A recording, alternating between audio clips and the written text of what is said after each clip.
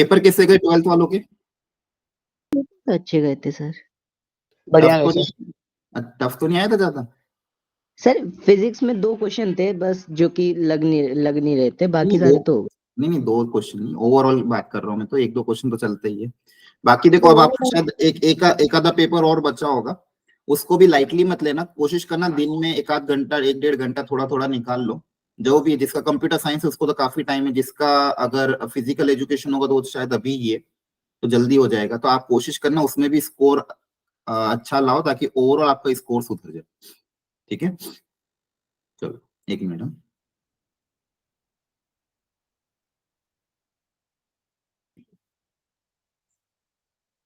ठीक है, हाँ। और अब लोड मत लेना बोर्ड्स का, जो होना था वो हो चुका है। ठीक है, अब जितने नंबर आने होंगे आ जाएंगे, वो देखा जाएगा बात की बात में। अभी फिलहाल आपके पास टाइम है कि बचे हुए दिन में कैसे भी करके ये अपना सिलेबस निपटाए। अच्छा, सबसे पहले तो मैंने ये जो शेड्यूल बनाया है, क्या ये सही है? आपको लगता है कि भाई यहाँ पे भी क्लासेस होनी चाहिए ट्यूसडे, थर्सडे और सैटरडे? सही है सर। सही है। सही सर। क्योंकि अब इसमें इसके पीछे का रीजन ये था, क्योंकि डेली क्लासेस अगर लगेगी तो कहीं ना कहीं आपका सेल्फ स्टडी का टाइम बहुत हैम्पर करेगा, और चीजें बहुत वो हो जाएगी, मतलब रेगुलर होगा तो मैं बीच बीच में क्लासेस अपन ले लेंगे कभी कभी, वो दिक्कत नहीं है। जैसे मान लो कभी मुझे लगा कि हाँ चलो आप लोग बोल रहे हो कि सर ये टॉपिक ले लो, डाउट डिस्कशन ले लो, तो अपन बीच में क्लासेस ले लेंगे अगर अपना सिलेबस सही नहीं चल रहा होगा। बाकी मेन आइडिया क्या है, जैसे मान लो 2 घंटे की मैंने क्लास ली, तो उसमें अच्छा खासा कंटेंट कवर हो जाएगा, तो फिर मैं आपको 1 या 2 डीपीपी दे दूंगा, प्रैक्टिस क्वेश्चन दे दूंगा, जेई के पीवाईक्यू दे दूंगा, तो आप उस दिन या अगले दिन तक पूरा इसको अच्छे से रेडी कर लेंगे। फिर उन 2 दिन का डाउट्स वगैरह होगा तो अगले दिन पूछ लेंगे, और अपन आगे अपनी कंटिन्यू थ्योरी को कवर करते रहेंगे, राइट? तो इस तरह से मंडे वेडनेसडे फ्राइडे क्लासेस चलेगी, 3 दिन आपको क्लास करनी है, 3 दिन आपको सेल्फ प्रैक्टिस करना। सैटरडे मेजरली आप रखना अपना संडे को जो टेस्ट होगा उसकी प्रिपरेशन के लिए। तो हर संडे आपका एक पेपर होगा, आपको पता ही है। ठीक है, उसकी तैयारी के लिए सैटरडे आप अच्छे से निकाल लेना, उसमें सारे फॉर्मूला का रिवीजन वगैरह जो भी, इसलिए सैटरडे तो मैंने फ्री रखा है। तो सैटरडे मोस्टली आपका फ्री ही रहेगा। अगर कुछ एक्स्ट्रा क्लासेस लगी भी तो वो ट्यूसडे या थर्सडे को लगाएंगे। ठीक है, आपको अगर जब भी रिक्वायरमेंट हो आप अपनी तरफ से बोल देना। मुझे जब भी लगा कि नहीं थोड़ा सा इस चैप्टर को लैग कर रहा है, तो अपन ट्यूसडे या थर्सडे का बफर अपने पास है कि ट्यूसडे या थर्सडे को उसमें कवर करके चीज कवर कर लेंगे। सैटरडे आप सबको प्रॉपरली पूरे मतलब सिलेबस के रिवीजन करके, फॉर्मूला रिवीजन करके, अगले दिन जो संडे पेपर होगा उसकी तैयारी करनी। एग्जाम डेट्स आपको पता ही है, 26 मई को आपका पेपर होगा। ठीक है, टेस्ट प्लानर ये बन चुका है अभी ऑलरेडी आपके, हर संडे पेपर चल रहे हैं। ठीक है, तो अभी 7 अप्रैल तक, जब तक आपका जेई मेंस का सेकंड अटेम्प्ट रहेगा, तब तक आप सबके लिए यही प्रिफरेबल है कि आप जेई मेंस के ही पेपर दो, ताकि जिनका भी स्कोर लास्ट टाइम जितना भी आया था उससे इंप्रूव करने की और कोशिश करें। इसलिए 7 अप्रैल तक अभी 4 एफएसटी और होंगे। अगेन जेई मेंस का अगर अपन एफएसटी देते हैं अच्छे लेवल वाला, तो वो अपनी एडवांस की भी प्रिपरेशन अपने आप करा रहा है। ठीक है, क्योंकि बहुत सारा चीजें तो एडवांस में मेंस का ही है। एडवांस कोई अलग तो है नहीं, बस थोड़ा बहुत सिलेबस अलग है, लेकिन कंटेंट तो मेंस का ही उसमें आता है। तो आपको इन जेई मेंस के पेपर को भी अच्छे से ही देना। ठीक है, और खासकर अवंती वाले जो भी हो रहे हैं, जो पिछले भी हुए हैं, उनका पेपर ऑफ लेवल भी अच्छा था। ठीक है, अच्छा मैं यहाँ पे जो पिछले पेपर अभी हुए हैं, जो 12 के बच्चे नहीं दे पाए, उनको यहाँ पे मैं अपलोड करा दूंगा। आप लोग, अच्छा आपके ग्रुप में तो लिंक आती थी ना शायद? यस सर, आती Yes, थी sir. ठीक है, तो उसके सॉल्यूशन भी होंगे आपके पास ना, क्वेश्चन पेपर सॉल्यूशन? है सर। Yes, sir. फिर तो कोई दिक्कत नहीं है। तो फिर अपन यहीं से आगे कंटिन्यू करेंगे। तो यहाँ पे आपके अभी सेकेंड अटेम्प्ट के पहले पहले 4 जेई मेंस के एफएसटी हो जाएंगे, उसके बाद 6 जेई एडवांस के एफएसटी होंगे। अच्छा, अगेन आपको पता ही है एडवांस का जो एफएसटी होगा सुबह और दोपहर 2 स्लॉट में होगा। ठीक है, तो यहाँ पे आपका पूरा संडे लगभग चला जाएगा। ठीक है, तो ये अगेन बहुत इंपॉर्टेंट भी है, और आपको आदत होनी चाहिए एडवांस में 6 घंटे बैठने की। इसलिए 6 एफएसटी रखेंगे, कोशिश करेंगे ऑफलाइन रखने की, ताकि आप लोग ऑफलाइन आके टिफिन विफिन लेके आना, ताकि वहीं पे बैठने की आपको आदत बन जाए। 6 पेपर दोगे तो एडवांस में जब पेपर देने जाओगे तो इतना डर नहीं लगेगा। 19 मई तक पेपर चलेगा, तो टोटल 10 अपने फुल सिलेबस टेस्ट हो जाएंगे, तो मोर देन सफिशिएंट है। और 26 मई को फिर आपका पेपर हो जाएगा। ठीक है, कोर्स प्लानर की बात है तो उसमें मैंने टॉपिक जो जो लिए बाइनो में सारे हाई वेटेज टॉपिक के लिए हैं। इसमें थोड़ा बहुत मॉडिफिकेशन हो सकता है, अभी ये मैंने अभी टेंटेटिव बना है, फिजिक्स केमिस्ट्री टीचर के साथ थोड़ा डिस्कशन बाकी है। मैथ्स का लगभग फाइनल है।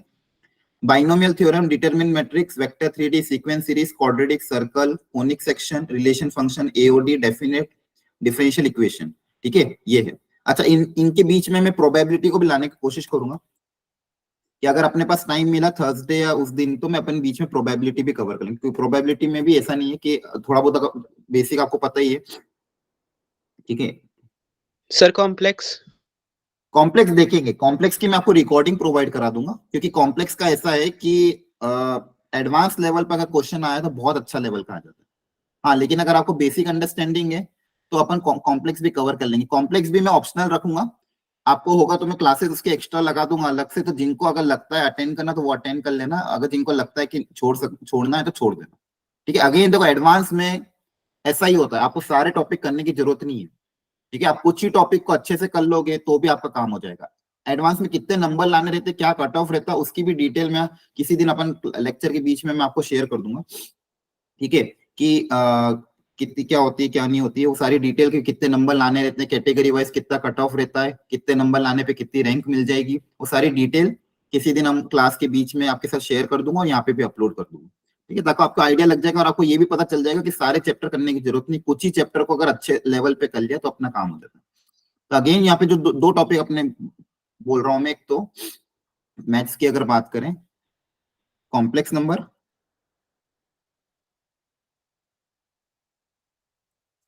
प्रोबेबिलिटी,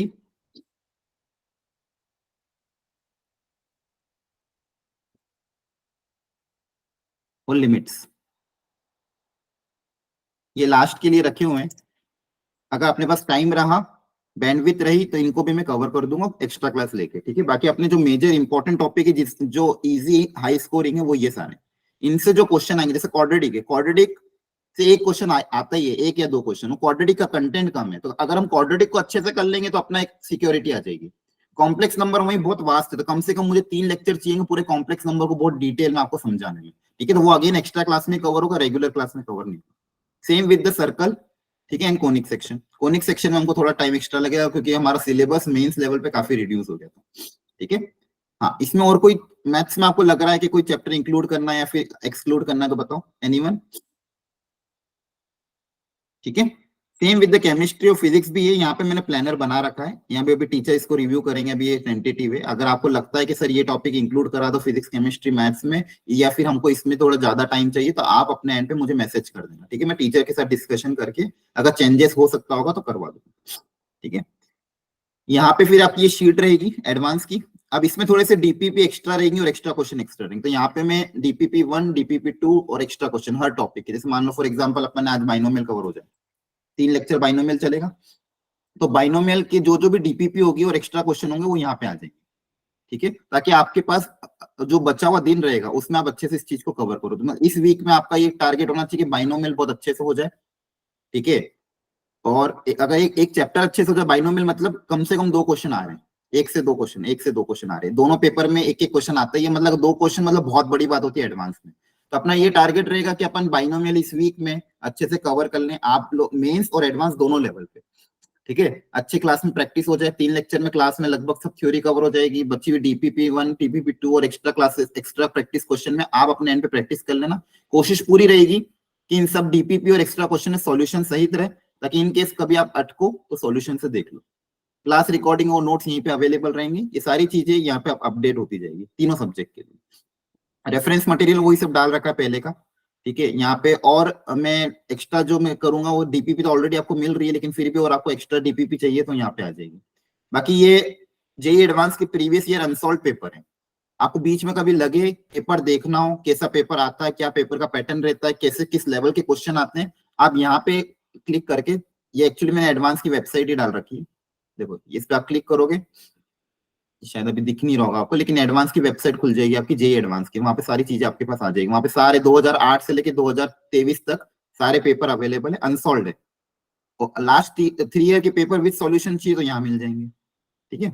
बाकी तो कुछ नहीं, बाकी एडवांस का और एक्स्ट्रा मटेरियल यहाँ पे अपडेट हो जाएगा, सिलेबस एंड पैटर्न सब कुछ यहाँ दिया हुआ है, ठीक है। सिलेबस को आप अपने यहाँ पे जीरोक्स करके चिपका लेना रूम पे, ठीक है। एग्जाम का पैटर्न यहाँ पे आपको दिख जाएगा, और यहाँ पे भी मैं इसमें एक टैब और बना के एग्जाम पैटर्न डाल दूंगा, ठीक है। अगेन मॉड्यूल इंपॉर्टेंट है, क्योंकि मॉड्यूल में मैंने आपको कहा था कि जो मॉड्यूल की लास्ट एक्सरसाइज होती है उसमें आपके जेईई के advance previous year advance question भी है, उसमें थ्योरी भी अवेलेबल है, और मॉड्यूल देखो मेंस एडवांस दोनों के हिसाब से बनी हुई है, उसमें फुल सिलेबस है, मॉड्यूल जितनी भी आपकी है वो उसमें फुल सिलेबस है, तो आप उसमें से थ्योरी एटलीस्ट कवर कर सकते हो। ठीक है, आपको लग रहा है कि हाँ ये थ्योरी कहीं ना कहीं मिसिंग है, फिर उसके बाद आपको प्रैक्टिस क्वेश्चन करने हैं, तो आप वहां पे थ्योरी कवर कर सकते हो। जैसे यहाँ पे आप बाइनोमियल पे जाओगे तो बाइनोमियल की पूरी चीज आपको आ जाएगी, थ्योरी आ जाएगा, एक्सरसाइज वाले क्वेश्चन आ जाएंगे, सब्जेक्टिव क्वेश्चन भी रहेंगे जो अच्छे लेवल के रहते हैं। फिर आपके जेई एडवांस के लास्ट एक्सरसाइज रहती है, वहां पे भी एडवांस के क्वेश्चन आप कर सकते हो, पूरी थ्योरी अगेन कवर्ड है। तो ये मॉड्यूल आपको हेल्पफुल रहेगी। आपके पास तो हार्ड कॉपी भी होगी इसी, तो उसका भी आप यूज कर सकते हो। ठीक है, ये अवंती के टेस्ट पेपर पहले पुराने डले हुए हैं, कभी एक्स्ट्रा प्रैक्टिस लगे पुराने पेपर को करने की तो हम यहाँ से कर सकते हो। ठीक है, लिंक पे क्लिक करोगे तो पीडीएफ डाउनलोड हो जाएगी। ठीक है, बोलो। Yes sir. ओके, हाँ, आप किसी को कुछ पूछना तो पूछ लो जल्दी से, फिर स्टार्ट करनी तो। सर कोई बुक रेकमेंड कर दो काय के लिए? सर, ये मैथ्स के लिए अगर करनी हो तो। नहीं देखो, मैथ्स के लिए सबसे पहले तो अगर थ्योरी आपको आनी चाहिए, पहली बात तो उस चैप्टर की। तो थ्योरी पढ़ने के लिए या तो क्लासेस अटेंड करो या यूट्यूब पे वीडियो देखो। एक बार थ्योरी अगर कवर हो गई उसके बाद बुक की जरूरत नहीं है, प्रीवियस ईयर क्वेश्चन ही मोर देन सफिशिएंट है, मोर देन सफिशिएंट बुक, क्योंकि उतना समय है नहीं अपने पास कि अपन कोई बुक कर लें। अपन को बहुत सारे चैप्टर भी करने हैं, और देखो ये लेक्चर भी मैंने बनाए तो कहीं ना कहीं वीक में 3 क्लास लेने के बाद भी ये 40 लेक्चर्स बन रहे हैं लगभग।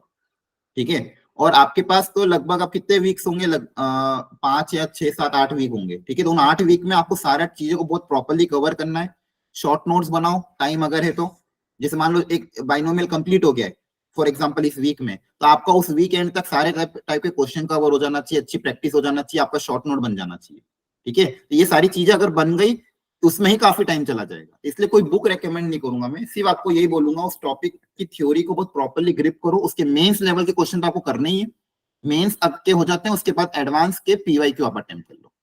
उसमें जो वेराइटी आ रही है उन वेराइटी को देख लो कि किस वेराइटी के क्वेश्चन आ रहे हैं, उनको प्रैक्टिस ही करना पड़ेगा। अगेन देखो, स्टार्टिंग लेवल पे स्टार्टिंग के 1-2 वीक तक आपका टाइम जाएगा, एक एक क्वेश्चन में हो सकता है 5 से 10 मिनट चल जाए क्वेश्चन करने में, फिर धीरे धीरे वो टाइम कम होगा। ठीक है, इसी बीच में आपको थोड़ा थोड़ा करके अपने शॉर्ट नोट्स भी रेडी करने हैं, जो पुराने हैं वो अच्छी बात है, उन्हीं पुराने में ऐड कर देना। ठीक है, हाँ, और कोई? Yes sir. हाँ, और किसी को कुछ पूछना जल्दी पूछ लो। सर केमिस्ट्री में एक सरफेस केमिस्ट्री नाम का डिलीटेड चैप्टर वो एडेड नहीं था, तो वो ऐड करवाना है? Yes sir. ठीक है, हाँ, एक सेकेंड है, लिख लो। हाँ, और कुछ बाकी लोग? अच्छा, मुझे एक चीज और बताओ, आपके पास शायद कॉल भी आया होगा एक ऑफलाइन क्लासेस के लिए। यस सर, आया था। जी सर। ठीक है, तो वो उसकी डेट वगैरह बताई थी आपको? No sir. ठीक है, डिस्कशन करके बताएंगे, मतलब अभी तो पूरा इमेजिनरी था। ठीक है, तो देखो ये इसलिए क्लासेस स्टार्ट कर दिए, स्टार्ट जल्दी ही करनी थी, बहुत पहले एक्चुअली लास्ट वीक में करने वाला था, लेकिन फिर आप जो 12th के बच्चे थे वो अटेंड नहीं कर पाते, इसलिए अभी करें। अपने पास अभी सफिशिएंट टाइम है, आराम से चीजें कवर हो जाए, कोई दिक्कत नहीं है। तो ये क्लासेस तो मैं देखो पैरेलली रन करता रहूंगा, हो सकता है आगे जाके बहुत सारे बच्चे ऑफलाइन में चले जाए, तो हो सकता है फिर आगे देखें क्या करना है क्या नहीं करना है, लेकिन क्लासेस आपकी ये साइड बाय साइड चलती रहेगी, ताकि आपको ये मटेरियल, ये कंटेंट आपका मिलता है। एटलीस्ट इसके जो क्वेश्चन का कंटेंट होगा, क्लास के जो डीपीपी के क्लास के जो क्वेश्चन होंगे, डीपीपी के क्वेश्चन होंगे, वो अगेन बहुत अच्छे होंगे। ठीक है, आप उनको भी अगर प्रैक्टिस करके अपने एडवांस का पेपर देने चल जाओगे तो बहुत अच्छा हो जाएगा। और ये सर ऑफलाइन अवंती का ही होगा ना? नहीं, ऑफलाइन एक्चुअली बात कर रहे हैं 1-2 कोचिंग वालों से, तो उनसे अगर टाई अप हो गया, उनसे अगर हो गया, अपना बजट निकल गया, तो आप लोगों को ऑफलाइन एक अच्छी प्लेटफॉर्म, क्योंकि एक्चुअली हमको जगह नहीं मिल पा रही थी, जगह ढूंढने की बहुत कोशिश करी। लास्ट टाइम कुछ बच्चों के साथ मेरा इंटरेक्शन हुआ था, ड्रॉपर्स वाले बच्चों के साथ, तो हमारा ये प्लान था कि आप सबको बुला के एक जगह इकट्ठा करके वहीं तैयारी करवा दें सारे एडवांस वाले बच्चों को, लेकिन दिल्ली में जगह का इश्यू हो रहा था, और मेन खाने का, क्योंकि अगर आपको वहां बुलाना है, वहीं रखना है, वहीं खाना करना है, तो और फिर वहां पे ध्यान भी रखना, तो वो थोड़ा सा आ रहा था। इसलिए उसके कारण फिर एक किसी से बात ही करी जहाँ पे ऑलरेडी सेटअप हो, तो वहीं पे आपको फीस नहीं करनी है, लेकिन कोचिंग अवंती फी उसकी पे कर देगा, और आपको वहां पे एडवांस की क्लासेस मिल जाए। तो अब वो कॉल आपका है, देख लेना घर से कितना दूर है, कितना फिजिबल है। ऐसा नहीं हो जाए कि आपको आने जाने में पूरा आधा दिन निकल जाए, फिर वहाँ क्लासेस अटेंड करो और आपको लग रहा हो कि नहीं, हाँ वहाँ फायदा हो रहा है, पास में ही है, और ठीक है थोड़ा बहुत अगर ट्रैवलिंग जा रहा है, लेकिन मेरा फायदा हो रहा था, हम वहाँ पे जा सकते हैं। ठीक है, वो यस सर। हाँ, हॉस्टल वाला नहीं? हॉस्टल वाला नहीं हो पा रहा अभी, तो पूरी ट्राई करिए। अच्छा, वहां पे भी जो कोचिंग में बात हो रही, वहां पे भी क्राइटेरिया था कि भाई जिनके 90% अबव या फिर कैटेगरी के हिसाब से अलग अलग कट ऑफ, इसलिए हो सकता है सबको कॉल ना आया हो, कुछ ही बच्चों को कॉल आया हो, कुछ बच्चों को कॉल नहीं आया होगा क्योंकि उनका कट ऑफ के हिसाब से नंबर कम हो। ठीक है, क्योंकि वहां पे ऑफलाइन के लिए कट ऑफ रखा गया था कि हाँ किन किन बच्चों को स्पॉन्सर करना। बाकी अपनी क्लासेस देखो ये चलती रहेगी। फिर जेई अटेम्प्ट जो अप्रैल का अटेम्प्ट हो जाएगा 10 अप्रैल के बाद, जेएनवी एक होता है जवाहर नवोदय विद्यालय, तो उनकी भी ऑनलाइन क्लासेस चालू हो जाएगी, वो यूट्यूब लाइव पे चलेगी, तो उनका भी एक्सेस मैं आपको दे दूंगा। वहां के भी टीचर बहुत अच्छे हैं, सीनियर है, तो उनका शेड्यूल और वो प्लानर आपको मैं साथ शेयर कर दूंगा। उसमें से आपको लग रहा है कि नहीं है ये टॉपिक मेरा वीक है, पिछली बार थोड़ा अच्छे समझ भी नहीं आया या फिर यहाँ पे कवर नहीं हो रहा और आपको वहां पे अटेंड करना, तो वो वाली क्लासेस पे अटेंड कर सकते हो। मतलब आपके पास एक एक्स्ट्रा ऑनलाइन मटेरियल भी मिल जाएगा, लेकिन वो मिलेगा कब? आपके अप्रैल अटेम्प्ट के बाद। ठीक है, तो वहां पे भी क्लासेस चलेगी। हाँ सर बोलो। एक नया आइडिया है, मतलब हम अपने ऑनलाइन क्लासेस के लिए हमें जब तक प्रॉब्लम है सर कि मुझे कहीं सेटअप नहीं मिल रहा। अगर हम किसी प्राइवेट कॉलेज से बात करें जिनके पास ऑलरेडी हॉस्टल होते हैं, मतलब जनरली खाली कुछ ना कुछ सीटें होती होंगी। नहीं, होता है बहुत कुछ होता है एक्चुअली। देखो चीजें ना बहुत सारी मैटर करती है कि कितने बच्चे आते हैं कितने नहीं आते, फिर वहां पे ध्यान रखना, खाने की प्रॉपरली व्यवस्था करना, और फिर रिस्पॉन्सिबिलिटी होती है ना बच्चों को रखने की। चलो सर देखो ये तो वहाँ अरेंज इसके बारे में डिस्कस करेंगे बाद में कभी। ठीक है, क्योंकि देखो इसके बारे में ऑलरेडी बहुत सारा डिस्कशन हो चुका है, अभी बात भी चल रही है, लेकिन फिलहाल अभी यही है कि डायरेक्ट कोचिंग वालों से बात चल रही, तो वहां पर आपको एक अच्छे सेट ऑफ टीचर भी मिल जाएंगे, अच्छा माहौल भी मिल जाएगा। ठीक है, अगर वो नहीं हो पाया, हम भी ट्राई कर रहे हैं अपने एंड पे, चीजें अगर हो पाए, लेकिन फिलहाल अभी ऑनलाइन क्लासेस अटेंड करके देखो, एक वीक एटलीस्ट इस वीक अटेंड करके देखो आपको फायदा हो रहा है कि नहीं हो रहा है। मेरे हिसाब से ये जो कंटेंट आपको मिलेगा नेक्स्ट इस वीक में या फिर अगले वीक में, अपन जो चीजें कवर करेंगे यहाँ पे, वो भी बहुत अच्छे से कवर होगी। ठीक है, बीच बीच में मैं आपके जब टेस्ट होंगे कोशिश करूंगा संडे आपको आके मिल लूं, वहीं पे थोड़ा बहुत डाउट डिस्कशन कर लें। ये जो बीच के मैंने बफर लेक्चर रखे, इसमें अगर थोड़ा बहुत होगा तो डाउट क्लासेस लगा लेंगे। ठीक है, तो कवर अच्छे से हो जाएगा, तो उसका डरने की बात नहीं है आपको। तो इसलिए ये क्लासेस स्टार्ट कर दी अपन ने, इसमें मेंस एडवांस दोनों चीजें कवर हो जाएगी, ताकि आपका सेकंड अटेम्प्ट भी इंप्रूव हो जाए, और एडवांस का तो ऑफकोर्स अपन को इंप्रूव करना ही है। और सबके लिए मैं यही प्रीफर करूंगा, ज्यादा एक्स्ट्रा इधर उधर मत भागना, पहला प्रेफरेंस रखना जेई के पीवाईक्यू, जितने भी पिछले पीवाईक्यू हैं उनको ट्राई करने की, शॉर्ट नोट बनाने की, कॉन्सेप्ट को अच्छे से ग्रिप करने की, फिजिक्स केमिस्ट्री में एनसीईआरटी को अच्छे से ग्रिप करने की। ये सब अगर हो जाता है तो फिर अगली स्टेज पे जाना। आपको एक्स्ट्रा क्वेश्चन चाहिए हो तो, वो चाहिए हो तो मैसेज डाल देना ग्रुप में, ग्रुप वैसे भी वो ओपन टू ऑल है, उसमें मैसेज कर सकते हो ना आप लोग। Yes sir. यस सर, उसमें आप मैसेज डाल देना कि सर इस चैप्टर के मुझे एक्स्ट्रा क्वेश्चन चाहिए, तो आप वहां पे डाल। अच्छा, एडवांस रिलेटेड डाउट हो तो भी आप उस ग्रुप में पोस्ट कर सकते हैं। एक तो आपका डाउट डिस्कशन ग्रुप बन रहा है तो चल ही रहा है साइड बाय साइड, लेकिन ये एडवांस वाला ग्रुप थोड़े ही बच्चों का है। इसमें अगर मान लो क्लास में जो क्वेश्चन करा रहे हैं, डीपीपी में जो क्वेश्चन कर रहे हैं, उनके सॉल्यूशन तो अवेलेबल रहेंगे सही, लेकिन फिर भी अगर आपको डाउट आता है तो आप ग्रुप में डाल सकते हैं। ठीक है, चलो करें स्टार्ट। Yes sir. ओके, एक मिनट बस शेयर कर रहा हूँ स्क्रीन।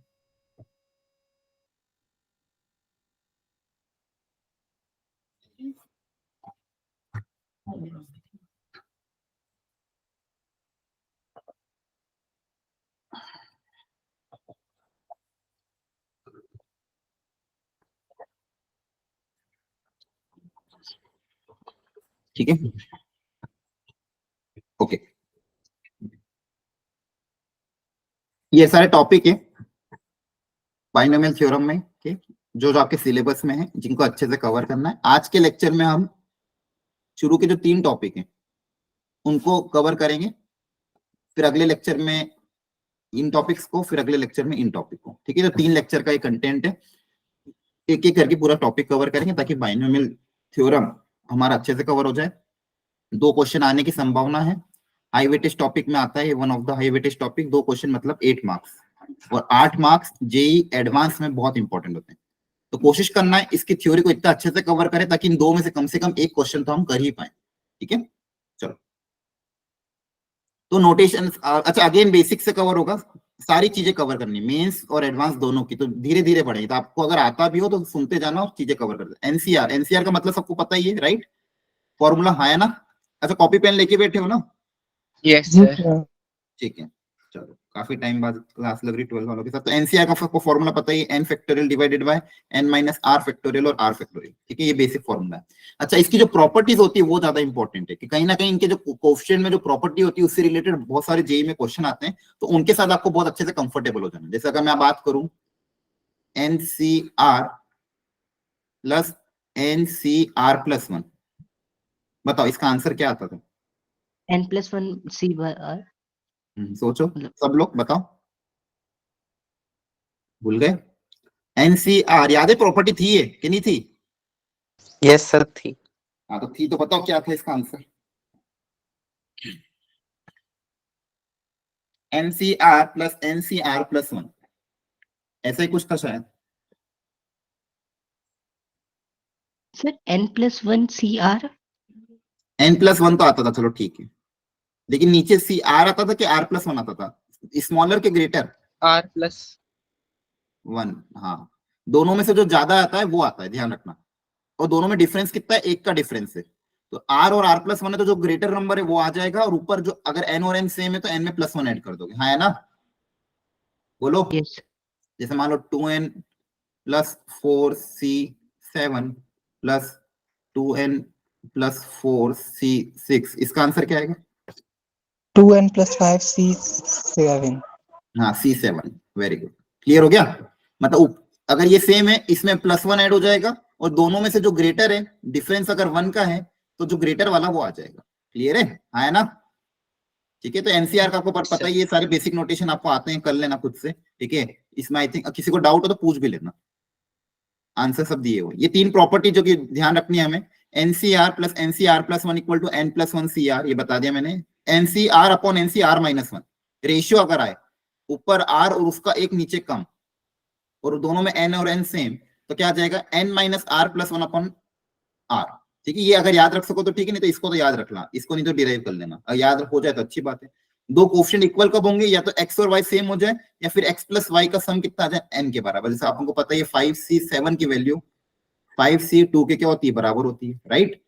ठीक है, तो ये प्रॉपर्टी आपको पता है, n C r upon n C r minus 1, n minus r plus 1 upon r. Clear है सबको? बोलो। Yes sir. ठीक है, चलो जल्दी से ट्राई करो, शुरू की 2 ट्राई कर लो।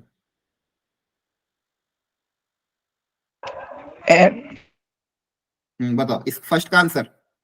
n + 6 n plus 4 4 c r+1। r plus 1, second वाला 2n + 1 cr+3। 2n + 1 c r + 3, very good, अब याद हो जाएगा। ठीक है, अब इस आगे जाके जितने भी बाइनोमियल कोएफिशिएंट का क्वेश्चन आएंगे उनको बहुत एकदम फास्ट करेंगे अपन, हाँ है ना? ये वाला आप देख लेना, फॉर्मूला क्या है? n minus r plus 1 upon r, ठीक है। तो यहाँ पे देखो, अगर n और n सेम है, यहाँ पे r और r माइनस 1 है, तो क्या आएगा? n minus r plus 1 upon r. तो इसको एक बार ट्राई करना चाहो तो बताओ इसका आंसर क्या आएगा? n minus r plus 1 upon r, क्या है? सही है? Yes sir. नीचे वाले का आंसर बताओ। 2n plus minus R- minus sorry minus r + 1 r + 5 upon r plus 5 आएगा, r प्लस, अच्छा ठीक है, r plus 4 plus 1 upon r upon r + 5। 4, r plus 4। देखो r और r माइनस 1 जो आता है ना, उसमें जो छोटा वाला आता है उसको लिखते नीचे, ओके इस माइनस r प्लस 1, तो 2n माइनस इन दोनों में से, सॉरी जो ग्रेटर होता है उसको, तो ग्रेटर कौन है? r प्लस 1, r प्लस 4, तो r प्लस 4 ऊपर लिखेंगे, r प्लस 4 नीचे लिखेंगे। क्लियर है? जी सर। ओके, ठीक है। Binomial theorem with any positive integral index आपको ऑलरेडी पता ही है, ठीक है। कैसे ओपन करते, कैसे एक्सपेंशन करते, याद है ना सबको? Yes sir. nc0 x की पावर n, nc1 x की power n minus 1, nc2 x की power n minus 2 and so on, ठीक है। तो इन सबको अच्छे से ध्यान रखना है, ठीक है। एक बार फटाफट अगर लिख लें, n x प्लस y की पावर n, n से स्टार्ट होगा c0 से, फिर जो फर्स्ट टर्म होता है उसकी पावर n, सेकेंड की पावर ये नीचे वाली, फिर nc1 x की पावर इन दोनों का डिफरेंस और y की power 1 and so on, last जाएगा nc तक, x की पावर 0 y की पावर n। और इसका जनरल टर्म भी इसी तरह से हम लिख लेते हैं, ये होता है अपना फर्स्ट टर्म, तो यहाँ पे 1 है तो यहाँ 0 आ रहा है, ये अपना सेकंड टर्म है तो यहाँ पे 1 आ रहा है, ये इस तरह से। तो जनरल टर्म क्या आएगा जल्दी बता दो, NC क्या आएगा, R+1 अगर यहाँ पे है तो यहाँ पे क्या आएगा R R, यहाँ पे जो भी होता है उसका एक कम यहाँ पे हो जाता है। X की पावर कितना आएगा N minus R n minus R, और Y की power R R, very good. इस अगर मैं आपको बात करूं A+5 की पावर 8, इसमें बताओ T सिक्स्थ टर्म क्या होगी, बोलो जल्दी से बताओ। 8c5 8C5, हाँ यहाँ पे 6 है तो यहाँ पे एक कम 5, और यहाँ पे क्या आ जाएगा N, 8C5, हाँ A की पावर 5 नहीं 3 3, इन दोनों का डिफरेंस, फर्स्ट टर्म की पावर इन दोनों का डिफरेंस, और 5 की पावर 5 5 वेरी गुड, ठीक है ओके। ये सब प्रैक्टिस कर लेना, सारे सॉल्यूशन दे रखे हैं आपने, ठीक है। टोटल नंबर ऑफ टर्म्स कितनी होती है n+1, total number of terms कितनी होती है n+1, और हर टर्म में x और y का जो पावर का सम है वो कितना होता है n। इन सब का सम अगर करोगे x और y की टोटल पावर का सम करोगे तो हमेशा कितना आएगा n आएगा। Coefficient of the term equidistance from the beginning and n r equal, हमको पता ही है कि जो पहला कोएफिशिएंट है और लास्ट कोएफिशिएंट वो क्या होगा सेम, अगर ये 1 है तो ये भी 1 होगा, ठीक है। फिर इस ये वाला आगे से दूसरा और पीछे से दूसरा ये क्या होगा सेम होगा, हाँ है ना, कोएफिशिएंट की बात हो रही है, क्लियर है सबको। यस सर Yes sir अच्छा मेन जो क्वेश्चन आते हैं जो जल्दी सॉल्विंग में वो ये आते हैं कि जब सेम टर्म हो x+y और x-y, यहाँ पे प्लस है यहाँ पे माइनस है, पावर सेम और इन दोनों को ऐड कर रहे हैं या सब्सट्रैक्ट कर रहे हैं, ठीक है। तो इनके जो टर्म्स बनती है वो बहुत सिमेट्रिकल बनती है, मतलब वो आपको ध्यान होनी चाहिए ताकि कैलकुलेशन में टाइम बचे।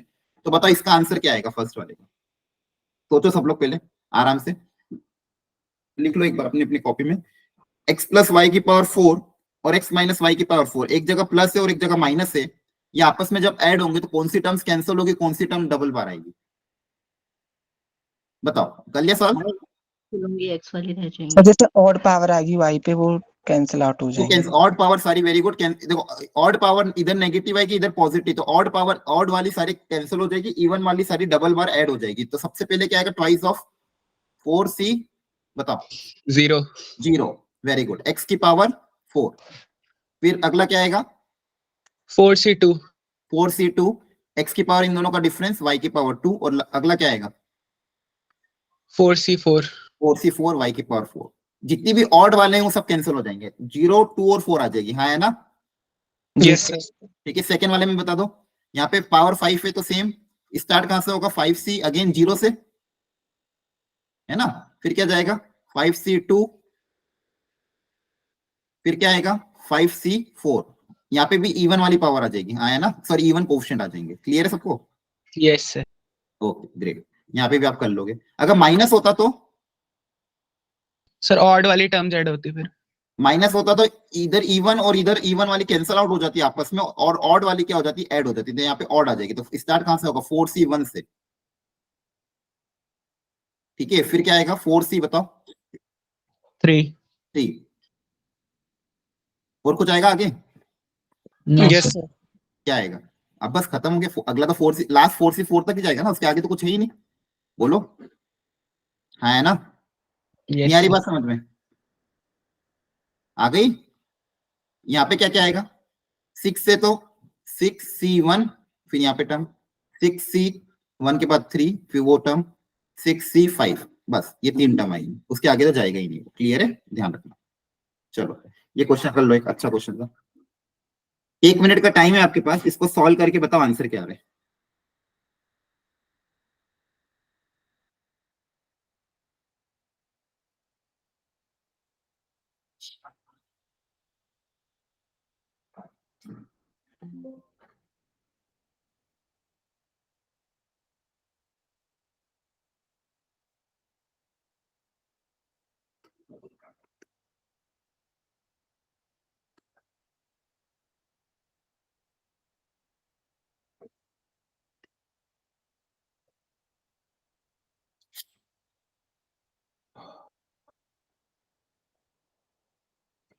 हाँ अंकित आपको कुछ डाउट है, इसने हैंड रेज किया हुआ है, ठीक समझ है ओके, नहीं कोई दिक्कत नहीं।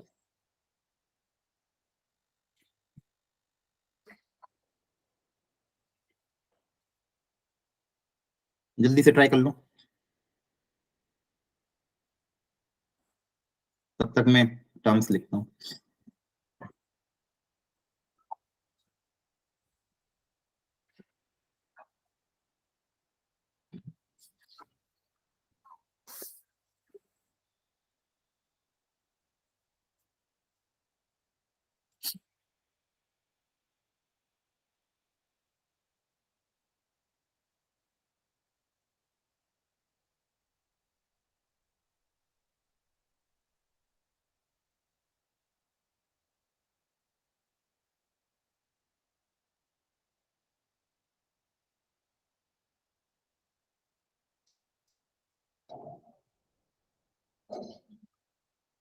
क्या आया आंसर किसी का? 0। नहीं, कैलकुलेशन चेक करो प्रॉपरली। देखो यही चीजें हैं, जेई में क्वेश्चन आते हैं। और हाँ, ऐसा मत सोचना एडवांस में मेंस लेवल क्वेश्चन नहीं आते, मेंस के लेवल के भी क्वेश्चन आते हैं, मेंस से इजी भी आते हैं। इसलिए बेसिक्स तो बहुत क्लियर होना ही चाहिए, और उन्हीं क्वेश्चन को छाट छाट के पहले करना है। तो मेंस का भी अगर कंटेंट स्ट्रांग होगा तो भी आपका काम हो सकता है, लेकिन अच्छे से होना चाहिए।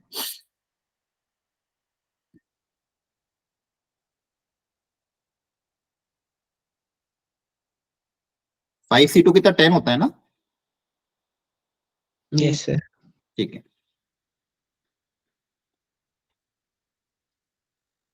5C4 5 होगा। कितना है आंसर? किसी और का आया कुछ?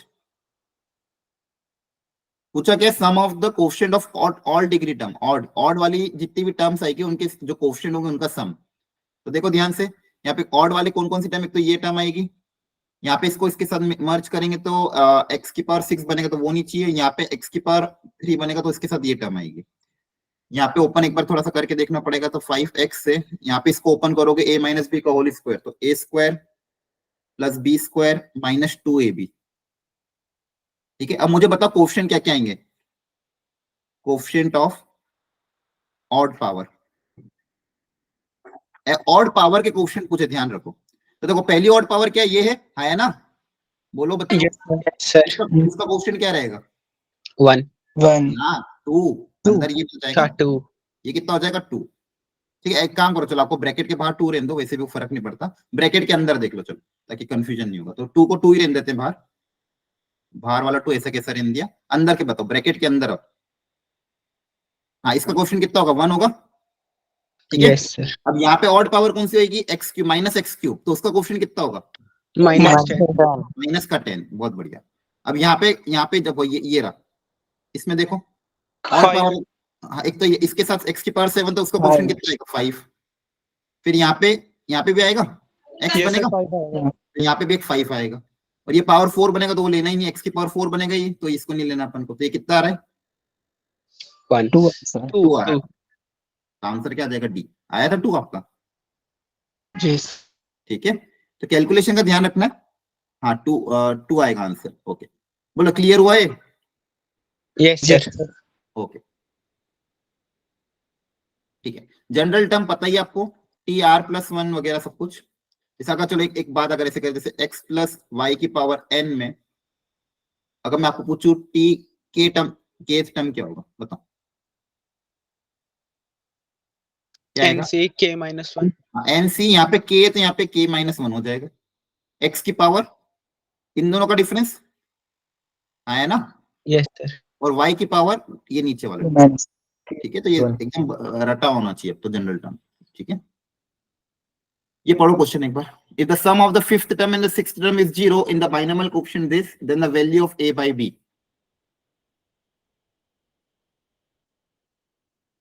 तो इसमें आपको ऑलरेडी पता, sum of the fifth term and sixth term, जल्दी से सॉल्व कर लो, 1 मिनट के अंदर सॉल्व हो जाना चाहिए।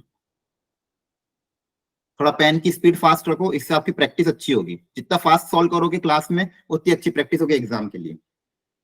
फिफ्थ टर्म और सिक्स्थ टर्म का सम 0 है इसके बाइनोमियल एक्सपेंशन में, तो a by b का रेशियो पूछा, जल्दी से वैल्यू पुटअप कर दो।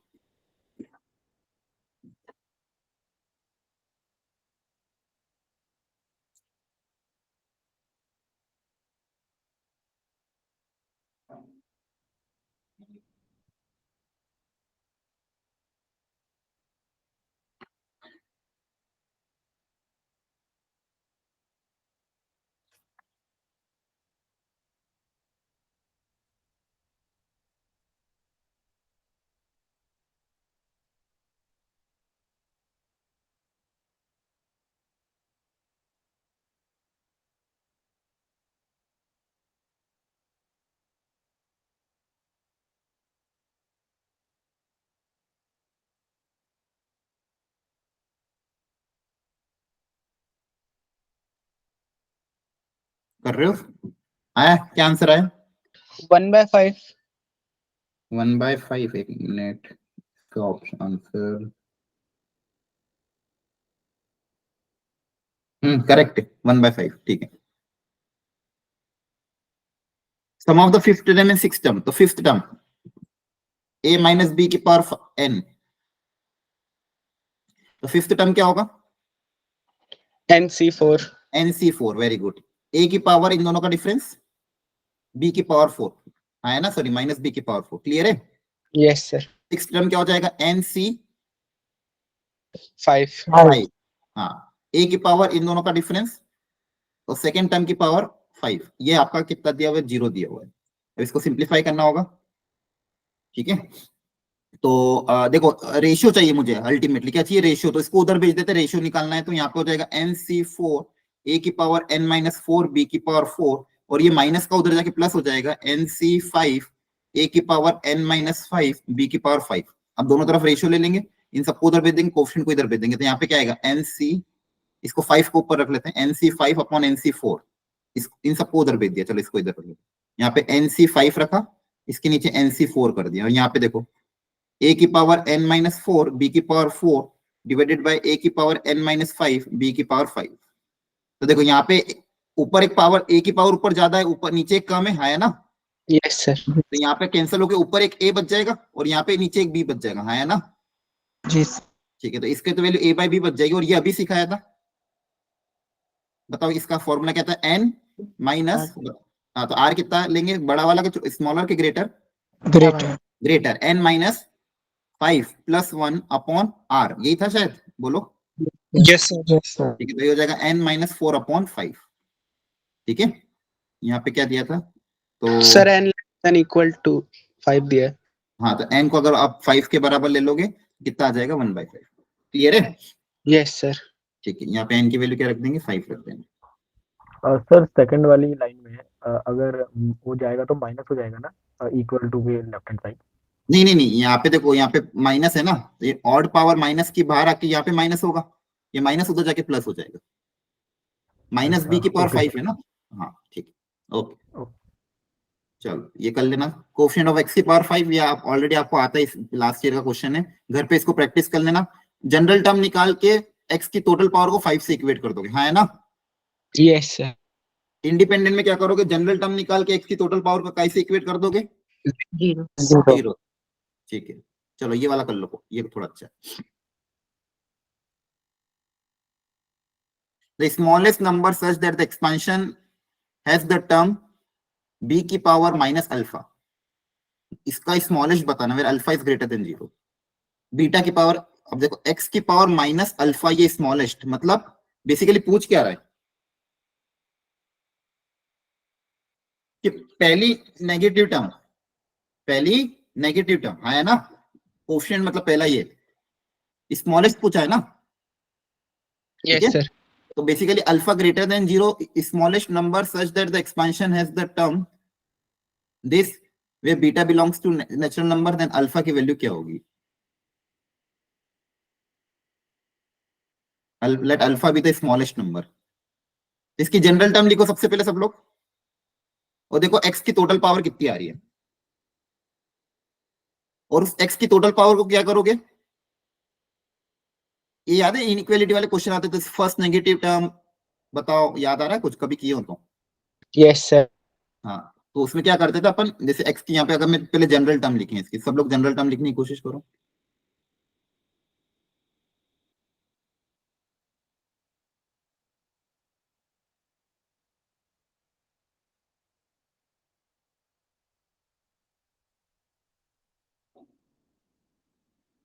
सॉरी,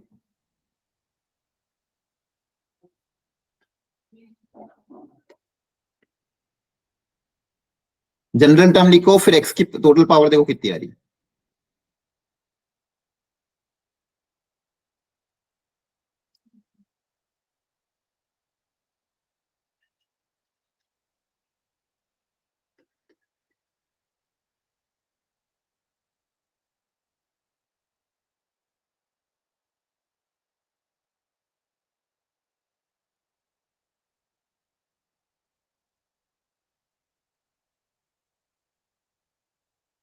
बेस सेम है, पावर आपस में ऐड हो जाएगी।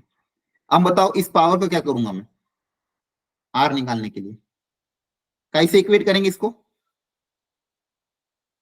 बताओ, ये टोटल पावर कैसे इक्वेट होगी, स्मॉलेस्ट पूछा है।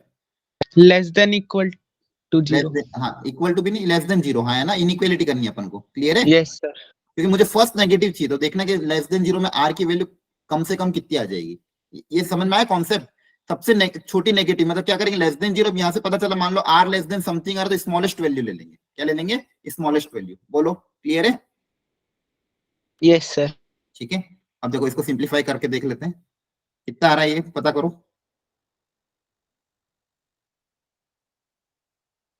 कैलकुलेशन कर लो इसकी, देखता हूँ इसकी कैलकुलेशन कितनी आ रही है।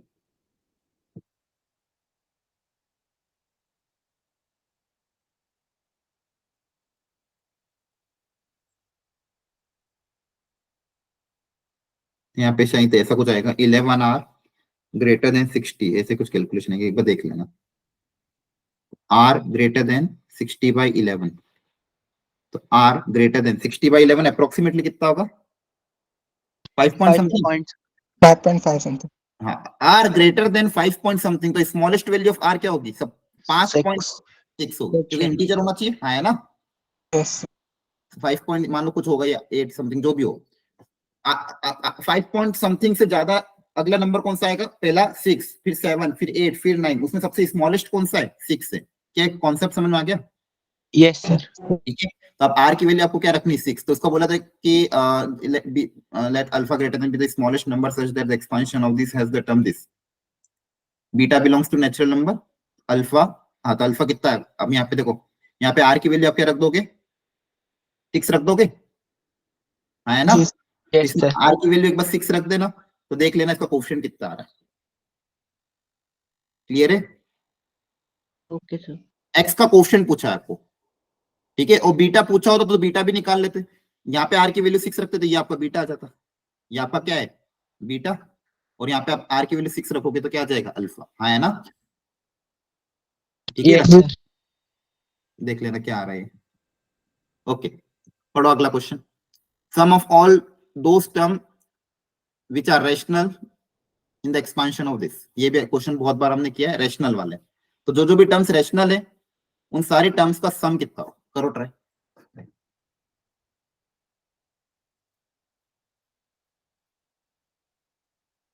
अगेन जनरल टर्म लिखो, सारा क्वेश्चन ये जनरल टर्म से ही होगा।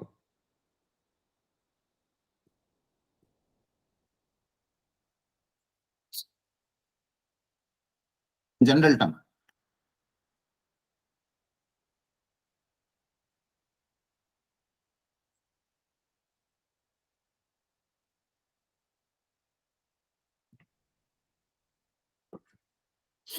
और फिर देखो पावर को रैशनल बनाने के लिए आर की वैल्यू क्या क्या रख सकते हैं।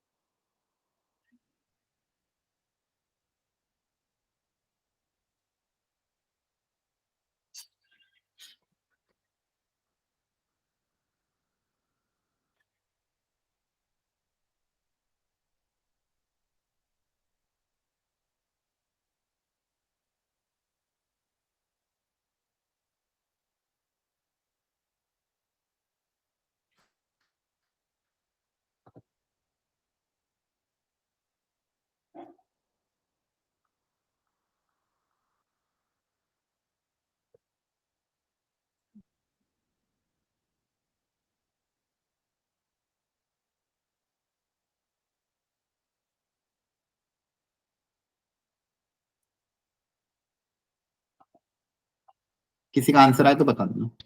Sir 43। 43 option D. Yes sir. Okay देखते हैं।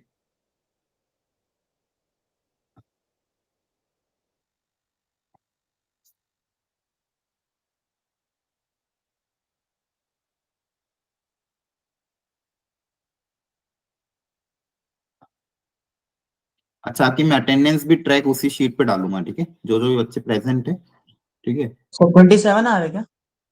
27 आ रहा है, 2 आंसर आ रहे हैं, चेक करो भैया क्या आंसर आएगा। मैं आंसर एक बार चेक कर लेता हूँ, आंसर क्या है इसका। देखो क्या आ रहा है आंसर, सारी रेशनल टर्म का सम निकालना है। ठीक है, चलो फटाफट करते हैं, टाइम हो गया। तो इसकी जनरल टर्म अगर आप लिखोगे तो 12CR, पर इससे सी तो रैशनल टर्म आएगी। हाँ जो भी रेशनल टर्म आए उन रेशनल टर्म्स का सम निकालना, तो सम टोटल कितना होगा। तो आप देखो कैलकुलेशन अपनी अपनी एक बार। 12 माइनस आर। 12 माइनस आर फटाफट देख लेते हैं। तो यहाँ पे जो 2 की पावर होगी, एक तो यहाँ पे क्या आएगी R/3, यहाँ पे 3 की पावर क्या आएगी 12 माइनस R/4। तो आपको यही सिखाया था, अगर रैशनल लाना है, अगर आंसर रैशनल चाहिए, रैशनल नंबर मतलब आप पता है ये P/Q के फॉर्मेट में होता है, रूट वाली टर्म्स नहीं आनी चाहिए, अंडर रूट वाली टर्म या फिर पावर फ्रैक्शन नहीं होना चाहिए। Power should not be fraction. Rational होने के लिए ये जो पावर है शुड नॉट बी फ्रैक्शन, ये फ्रैक्शन नहीं होनी चाहिए, इंटीजर आनी चाहिए। तो यहाँ पे अगर इंटीजर लाना तो आर की वैल्यू क्या क्या अलाउड है, 0 और 12। हाँ मतलब 3 के मल्टीपल आया ना, यस सर, इसमें तो 3 के मल्टीपल होंगे। यहाँ पे क्या होंगे 3 के मल्टीपल, क्योंकि R/3 है तो ये इंटीजर कब आएगा जब R की वैल्यू 3 के मल्टीपल हो। ठीक है, और यहाँ पे ऊपर जो होगा टर्म वो 4 से डिविजिबल होना चाहिए। ठीक है, 12 Yes, माइनस R कैसा होना चाहिए 4 से डिविजिबल होना चाहिए, मतलब 4 की टेबल वाला टर्म होना चाहिए। तो देख लेते हैं, यहाँ पे अगर आप ध्यान से देखोगे तो यहाँ पे R की वैल्यू क्या क्या अलाउड है, 0 रख सकते हो, उससे पावर इंटीजर ही आएगी। क्या रख सकते हो, और यहाँ पे R की वैल्यू 3 रख सकते हैं, 3 6 9 12, हाँ है ना, yes sir। क्लियर है। तो यहाँ पे देखो R ये अलाउड है 0 3 6 9 12। और यहाँ पे अगर आप देखोगे, और यार ये क्या हो गया, वापिस से पेन टेब में इशू आ गया, 12 माइनस R जो होना चाहिए 4 का मल्टीपल होना चाहिए। तो R की वैल्यू क्या क्या रख सकते हैं, 0 4 8 12। हाँ अब देखो यहाँ पे R की वैल्यू रखते जाओ और देखो वो 4 का मल्टीपल आ रही है कि नहीं आ रही है। तो R की वैल्यू अगर 0 रखोगे तो 12 आएगा, तो चलेगा, R को 0 रख सकते हैं। R को अगला क्या रखें, अगर 2 रखोगे, देखो तो R की वैल्यू 2 रखोगे तो 10 आएगा, 10 4 का मल्टीपल होता है कि नहीं होता है। तो यहाँ पे R की वैल्यू अगली क्या रख सकते हो 4, फिर 8, फिर 12। क्या ये बात सबको समझ में आ रही है, और कोई रे तो नहीं गई। No sir। अब इन दोनों में क्या देखेंगे, कॉमन। Yes sir। ठीक है, तो इन दोनों में क्योंकि दोनों सेटिस्फाई करना चाहिए ना, ये भी सेटिस्फाई करना चाहिए और ये भी सेटिस्फाई करना चाहिए, दोनों का क्या लेंगे इंटरसेक्शन, दिस एंड दिस। तो दोनों का इंटरसेक्शन में से क्या आ रहा है, 0 and 12। हाँ सिर्फ दो वैल्यू आ रही है 0 और 12। तो आपको ये ध्यान रखना है, दो ही टर्म हो पाएगी जो रैशनल होगी, बाकी सारी की सारी क्या होगी इररेशनल। तो आर की वैल्यू एक तो अब रखोगे 0, तो आर को अगर आपने रखा 0 तो टर्म क्या बनेगी यहाँ पे, अब इसमें आर को 0 रख दो तो टर्म क्या बनेगी 12C0। यहाँ पे 0 रखोगे तो पावर किसी की पावर 0 1 हो जाएगा, यहाँ पे 0 रखोगे तो पावर कितनी हो जाएगी 12, तो 3 1/4 की पावर 12। तो 12C0 तो 1 होता है, और यहाँ पे 12/4 करोगे तो 3 की पावर कितना आ जाएगा 3, 3 की पावर 3 कितना होता है 27। Yes sir। अच्छा ये सबको समझ में आ रहा है क्या हो रहा है, यस बाकी सर। लोग आर की वैल्यू रखी 12, अगली क्या रखेंगे 12, तो यहाँ पे आर की वैल्यू 12 रख दोगे तो क्या बन जाएगा 12C12, यहाँ पे 12 हो जाएगा तो 12/3 कितना हो जाएगा 4। 4। तो यहाँ पे 12 रख दोगे तो पावर 0 हो जाएगी, दैट इज कितना हो जाएगा 1। तो ये हो जाएगा 12C12 भी 1 होता है, 2 की पावर 4 कितना होता है 16। 16। तो एक टर्म आई, मतलब बेसिकली एक टर्म आई 27, एक टर्म आई 16, इन दोनों का सम पूछा था, कितना हो जाएगा 43। 43। वेरी गुड, आ गई बात समझ में। यस Yes सर। sir। Okay, find the number of terms in the expansion which are integer, same type का क्वेश्चन है। अब अगेन यहाँ पे पावर हायर है, आपको ये सोचना है कि आर की कितनी वैल्यू सेटिस्फाई करेगी। जैसे यहाँ पे किया था अपन ने, दोनों के लिए देखोगे कि आर की वैल्यू क्या क्या रखते जाए ताकि आंसर इंटीजर आता जाए, यहाँ पे भी आर की वैल्यू क्या क्या रखते जाए ताकि आंसर इंटीजर आता जाए, फिर देखना कितनी कॉमन है। जैसे यहाँ पे नंबर ऑफ टर्म्स कितनी आई थी, इंटीजर वाली 2 टर्म आई थी, वैसे इस क्वेश्चन में भी करना है। करोगे ट्राई, कर लेंगे सर। अभी करो, चलो 1 मिनट के अंदर बताओ आंसर कितना है, जल्दी से, 1 मिनट का टाइम है आपके पास।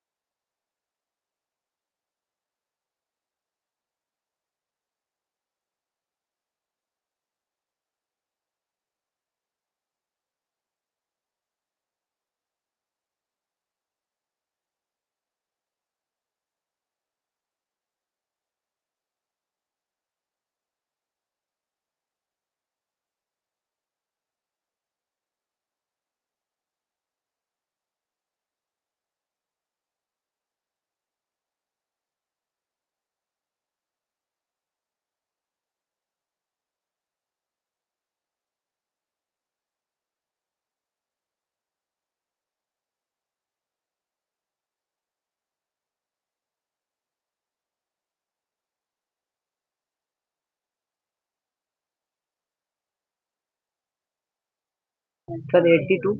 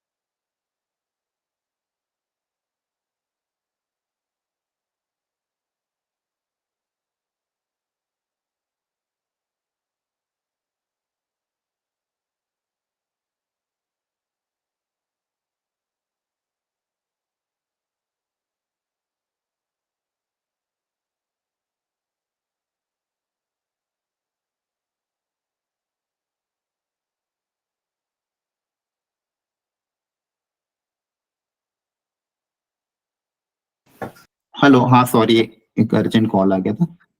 क्या है answer? 251। Sir 251। 251। Yes sir.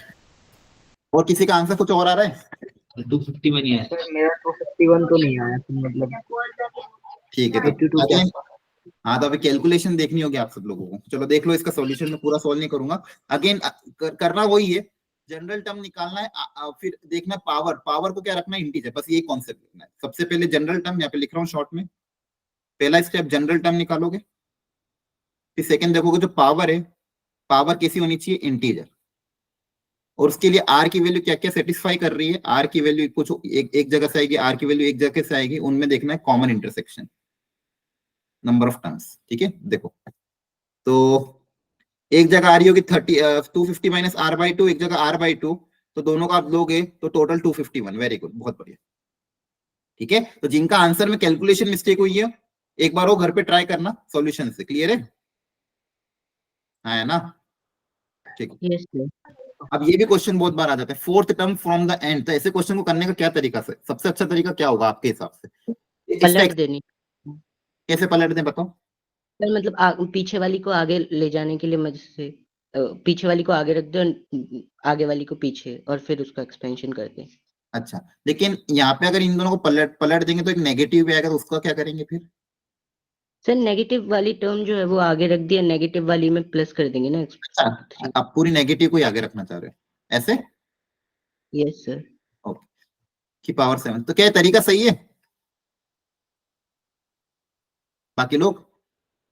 Yes sir, सही है, सही है। हाँ, अब मान लो शुरू से चौथी टर्म, इसमें क्या है कि शुरू से फोर्थ टर्म, बताओ क्या लिखूं यहाँ पे? 7 C3। C3 minus 2 by x square की पावर, बोलो 4। जल्दी से, 4। और एक्स क्यूब बाई 2 की पावर 3। 3। एक बार इसको सिंप्लीफाई करके 7C3 की वैल्यू बताना कितनी आ रही है, और ये कितना आ रहा है बताओ?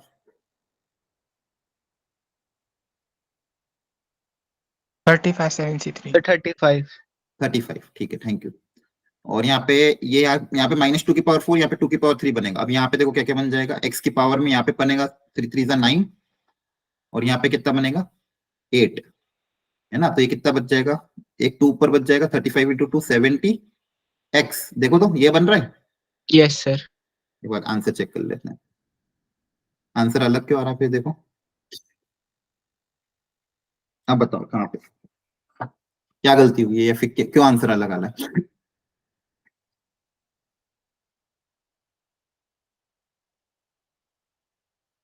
बोलो। सर वो नेगेटिव साइन कहाँ गया, जैसे आपने नेगेटिव कॉमन लिया था उसमें? नहीं, नेगेटिव कॉमन थोड़ी लिया मैंने, मैंने तो इंटरचेंज कर दिया। a माइनस बी को लिख दिया माइनस बी प्लस ए। ठीक है, जी सर। आप लोगों ने जो बोला। अब इसमें कहाँ गलती हुई ये सोचो, या फिर सही है?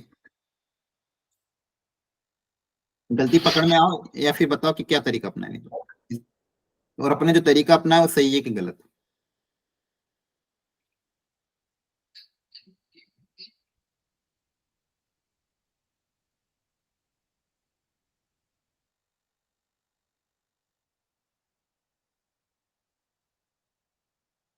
नहीं तरीका तो वैसे सही है, इसमें कोई गड़बड़ हुई नहीं। तो इन्होंने कैलकुलेशन गड़बड़ करी होगी या फिर कुछ। अपनी कैलकुलेशन एक बार चेक कर लो, सब सही है ना? सर यस सही है सर।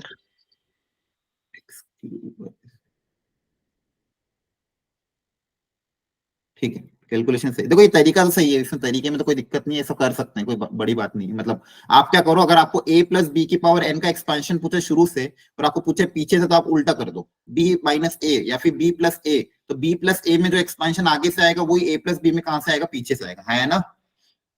जी सर। तो तरीके में कोई दिक्कत नहीं है, कहीं ना कहीं कैलकुलेशन मिस्टेक हो रही होगी। यहाँ पे एक बार चेक कर लेते हैं इन्होंने क्या किया है।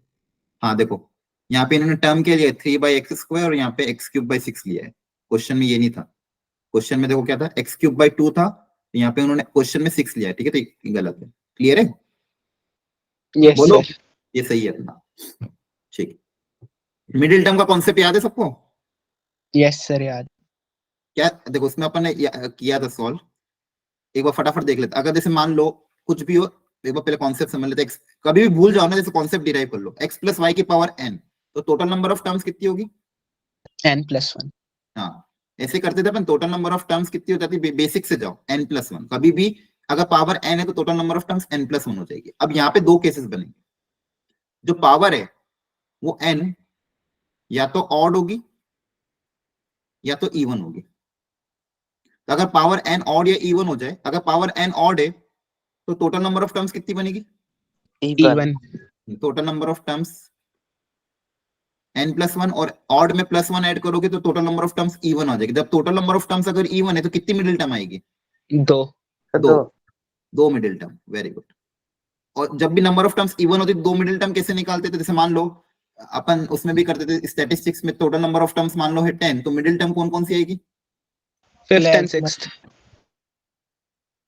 हाँ, मिडिल टर्म इसको एक तो 2 से डिवाइड कर देते थे डायरेक्टली। Yes sir. तो 2 से डिवाइड करोगे तो 5 आ जाएगा, और इसमें +1 ऐड कर दोगे तो 6। तो 5th and 6th टर्म याद आ रहा है ना सबको? स्टैटिस्टिक्स मीडियन आया ना? तो यस जो सर। भी टोटल नंबर ऑफ टर्म आती थी उसको 2 से डिवाइड कर देते थे, और जो भी आंसर आया उसमें एक +1 ऐड कर देते। इसमें +1 ऐड करोगे तो क्या आ जाएगा? n+3/2 है ना? बोलो, नहीं आ रही बात समझ में? आ रही है सर। आ गई। n अगर पावर इवन है तो total number of terms n+1, तो n+1 इवन में +1 ऐड करोगे तो क्या आ जाएगा? ऑड। अगर total number of terms odd है तो एक मिडिल टर्म आएगी। Yes sir. और वो कैसे निकालते थे? जैसे मान लो अगर टोटल नंबर ऑफ टर्म्स मान लो है 13, तो मिडिल टर्म कैसे निकालते थे? 10+1/2। 13+1/2। 13+1/2 दैट इज 7। जो भी आंसर आता है उसमें +1 करके डिवाइड बाय दो, तो मिडिल टर्म यहाँ पे जो भी आंसर आ रहा है टोटल नंबर ऑफ टर्म्स उस ऑड टर्म से उसमें +1 ऐड किया, डिवाइड बाय 2 कर दिया, तो कितना आ जाएगा आंसर? n+2/2। हाँ है ना? आगे बात समझ में? देखो यहाँ पे n+1 n+3/2, यहाँ पे n+2/2, याद रख लोगे? Yes sir.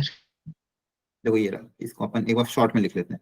तो n अगर इवन हुआ तो मिडिल टर्म क्या आएगी बता दो? n+2/2। हाँ, यहाँ पे अगर इवन है तो n उसी इवन में +2 करके डिवाइड बाय 2, ये आपकी मिडिल टर्म आएगी। n अगर ऑड हुआ तो दो मिडिल टर्म आएगी।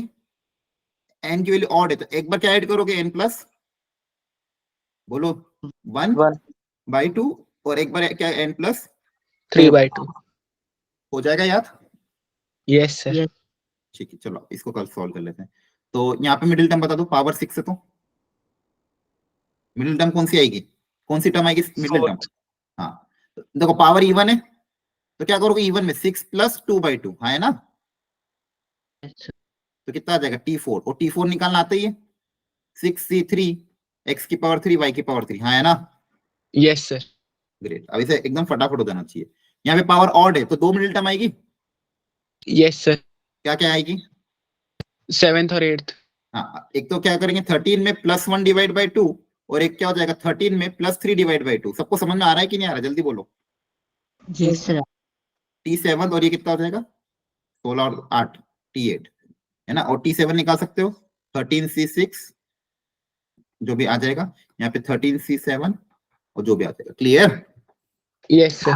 Okay, if the quotient of the middle term in the expansion of this and this are equal, then a की वैल्यू बताओ, ये भी आप कर लेना, दोनों की मिडिल टर्म निकाल के इक्वेट कर देना, कैलकुलेशन करके a निकाल लेना, घर पे प्रैक्टिस कर देना, है ना। General term Yes. देखो ये बहुत फ्रीक्वेंटली यूज होता है, एडवांस में तो बहुत बार आएगा आपको। जनरली एक टर्म क्या हो जाता है, 1 हो जाता है, और एक टर्म अगर 1 हो जाए ना तो कैलकुलेशन बहुत आसान हो जाती है। याद आ रहा है? बोलो, हाँ नहीं आ रहा है याद? ऐसा रिमाइंडर से हाँ, यहाँ पे क्या आएगा, NC0 फिर NC1 x, सेकेंड टर्म की बस पावर बढ़ती जाएगी, NC2 क्योंकि फर्स्ट टर्म तो 1 है। बोलो, यस सर। ठीक है, NCN की पावर x की पावर n, ठीक है, तो ये हो जाएगा। और यहाँ पे नेगेटिव है तो एक प्लस एक माइनस चलेगा, एक प्लस चलेगा एक माइनस चलेगा, ठीक है। तो ये एकदम रटी हुई हो जानी चाहिए, क्योंकि इनको अपन बार बार यूज करेंगे, तो एक प्लस एक माइनस, ठीक है। चलो, if the expansion of this the coefficient of x is 3, then चलो कर लो ट्राई एक बार, ये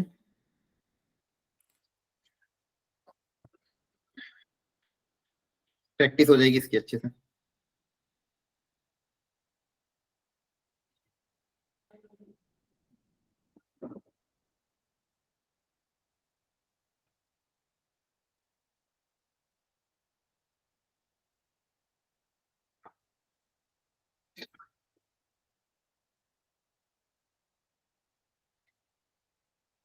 अच्छा है ना, आप लोग अपने फीडबैक भी देते रहना, ठीक है। कि आपको लग रहा हो कि भाई सर ये थोड़ा ऐसा क्लास में चेंजेस होना चाहिए, या फिर थोड़ा ये होना चाहिए, ये कमी है वो कमी है मैथ्स में वगैरह में, फिजिक्स केमिस्ट्री में भी आपको जो भी क्लासेस चलेगी उसमें आप डायरेक्टली मुझे मैसेज कर सकते हो, कोई दिक्कत नहीं, आपको पता है। जहां पे भी कमी लगे किसी भी सब्जेक्ट में, मेरे भी सब्जेक्ट में लगो, तो अगर आप दोगे तो बहुत अच्छी बात है, कोई दिक्कत नहीं। आपको जो भी फीडबैक आता हो ना क्लास का, कि सर हमें ये चीजें थोड़ी कम लग रही है, फास्ट हो रहा है, स्लो हो रहा है, क्वेश्चन थोड़े इजी हो रहे हैं, वो हो रहे हैं, ये हो रहा है, और थोड़ा इस तरह का चाहिए, तो आप अपने फीडबैक प्लीज मुझे देते रहना। क्या अलग से मैसेज ड्रॉप कर दो, फिजिक्स केमिस्ट्री में कुछ ऐसा हो रहा हो तो उसमें मैसेज ड्रॉप कर दो, ठीक है। समृद्धि, लेट हो गए आप?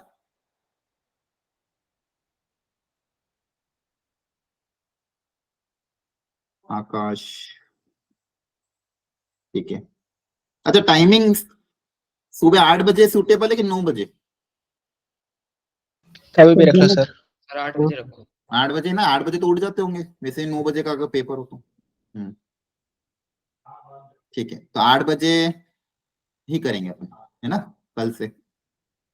एक्चुअली मैं 2-3 दिन से ट्रैवल कर रहा था, इसलिए आज लेट हो गया, सुबह ट्रेन मेरी लेट हो गई थी, इसलिए फिर।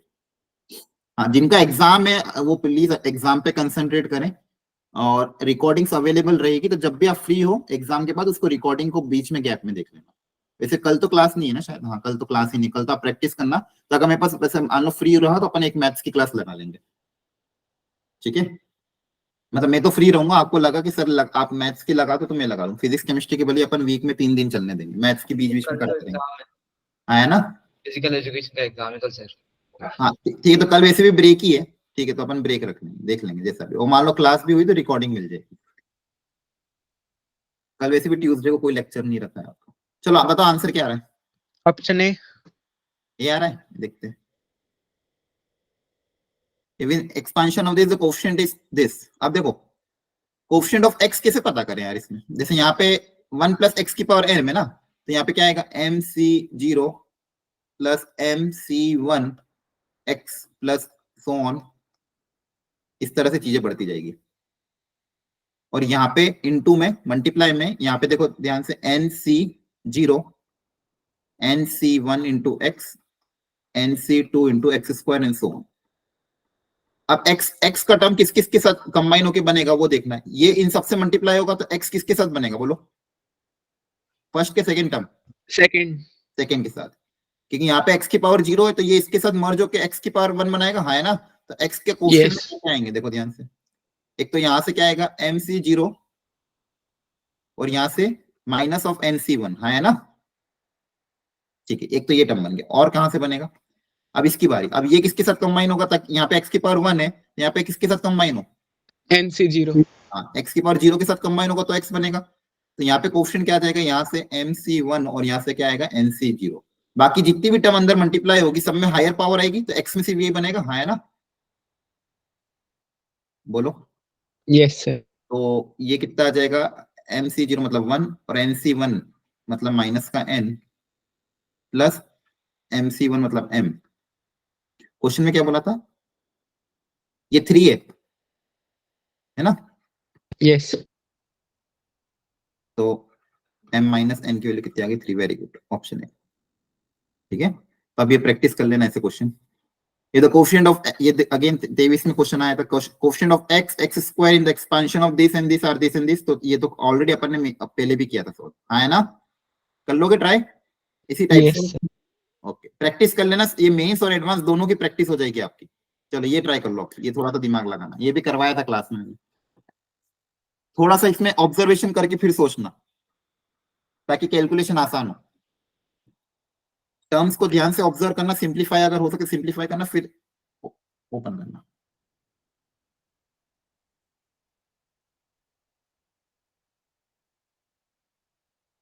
सर ये जो बाइनोमियल चैप्टर है इसके बेसिक्स देखने की हमें जरूरत है या डायरेक्ट क्वेश्चन करें? ये बेसिक ही तो चल रहा है, ये इन्हीं को आपको पढ़ना है घर जाके। ओके ठीक सर। है, इन्हीं की प्रैक्टिस करना है, और मॉड्यूल आपके पास अवेलेबल है ही। मॉड्यूल में से एक एक टॉपिक को पढ़ते पढ़ते सॉल्व एग्जांपल ट्राई कर सकते हो, थ्योरी को पढ़ते पढ़ते। ठीक है, अगर आपके एकदम बेसिक्स से आपको करना है तो। बाकी ये जितने भी करा रहे हैं सारे बेसिक है, तो इनको घर जाके प्रैक्टिस करो। ये क्वेश्चन ओके। दिखने में अजीब है लेकिन है इसमें कुछ भी नहीं, अभी पता चलेगा, देखो ध्यान से। बताओ इसमें क्या करेंगे बच्चों? सर उसमें से एक 1 माइनस एक्स हाँ, बाहर लेके। वेरी गुड, इसमें से एक 1 माइनस एक्स बाहर ले लेना, पावर सबसे पहले इन दोनों की 9 बना देंगे। इसमें से एक अलग निकाल लिया तो एक 1 माइनस एक्स की पावर 9 अलग हो रहेगी। ठीक है, और यहाँ पे 1 प्लस एक्स स्क्वायर की पावर 9 अलग कर लिया। ऐसा क्यों किया अभी समझ में आ जाएगा, क्योंकि यहाँ पे देखो ये 1 minus x into 1 plus x square, अब इसके ओवरऑल पावर कितनी आ गई 9। ये स्टैंडर्ड है, ये क्या था, इसका एक्सपेंशन था ये। क्यूब माइनस 1 हाँ, 1 माइनस एक्स क्यूब के x cube minus 1, minus x cube sorry 1 minus x cube का एक्सपेंशन है। देखो ए क्यूब माइनस बी क्यूब का एक्सपेंशन याद हो तो। Yes sir. ठीक है, ए क्यूब माइनस बी क्यूब का बहुत बार यूज हुआ है। एक्सपेंशन में एक फैक्टर होता है ए माइनस बी, फिर क्या होता है A square plus A B plus B square. अच्छा, किसी को भी डाउट आता तो पूछा करो। ठीक है, आपका डाउट आपको खुद ही पूछना है, कोई और नहीं पूछेगा, तो अनम्यूट करके पूछ लेना। तो यहाँ पे ये जो पूरी टर्म है ये बेसिकली लेंथी फॉर्मेट में दी हुई थी, लेकिन ये था क्या, ए क्यूब माइनस बी क्यूब लिखा हुआ था, इसकी पावर 9। और यहाँ पे भी ए प्लस बी ए माइनस बी क्या आ जाएगा, ए स्क्वायर माइनस बी स्क्वायर। तो आपका जो क्वेश्चन है वो पूरा फाइनली किस में कन्वर्ट हो गया, आपके पास दो टर्म बनी, 1 माइनस एक्स स्क्वायर और 1 माइनस एक्स क्यूब की पावर 9, ये आपका टर्म हो गया। क्लियर? Yes sir. ठीक है, तो आपको ध्यान रखना है, ये टर्म आपका बन चुका है। अब बस इसको आप ओपन करोगे तो काम हो जाएगा। Yes sir. ठीक है, x की पावर 18 देख लेना, x की पावर 18 कैसे बनेगा। अच्छा, ये क्वेश्चन इसको घर पे ट्राई करना प्रॉपर्ली, इसके बाद आप थोड़ा सा दिमाग लगाना कि x की पावर 18 कहां से बनेगी, जैसे पिछली बार अपन ने देखा था। ठीक है, इसके बारे में सोचो। यहाँ पे 3 टर्म आ रही है, 1 minus 2x square plus x की पावर 6 को ओपन करेंगे तो ये आएगा। अब उनके जो कोफिशिएंट है उनका सम पूछा है, और इवन कोफिशिएंट का सम पूछा है। बहुत अच्छा क्वेश्चन, कर लो ट्राई एक बार, 1 मिनट दे रहा हूं, फिर अपन ट्राई करते हैं। पहले आप सोचो क्या तरीका अपना,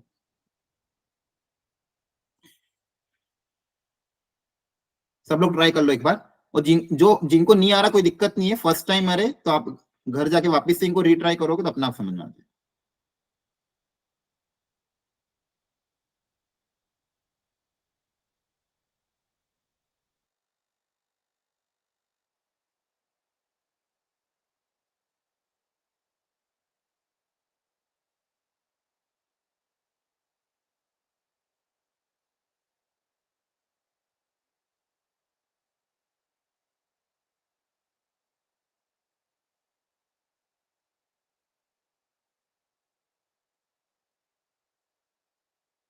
ठीक है,